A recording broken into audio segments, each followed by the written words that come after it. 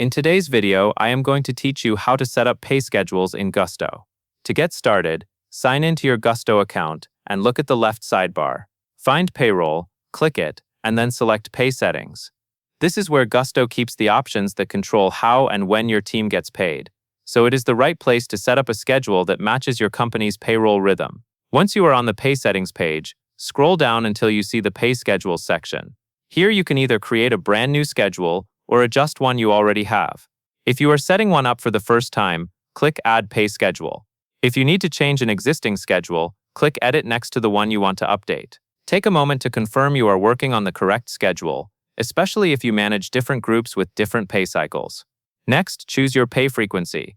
You will see options like weekly, biweekly, semi-monthly, or monthly. Pick the frequency that matches your business needs and your local payroll practices. Keep in mind that choosing the right frequency helps keep reporting and payroll processing consistent. After that, set your first payday, then choose the last day of the first pay period. These two dates work together to tell Gusto what time range each paycheck covers. Make sure the last day of the pay period lines up with how you track time and wages internally, so hours and earnings fall into the correct payroll window. Now assign the workweek start day. This is especially important if you use Gusto time tracking, because the workweek start day affects how weekly hours are grouped and how overtime may be calculated. Use the same workweek start day your team already follows to avoid confusion. Then decide who this schedule applies to.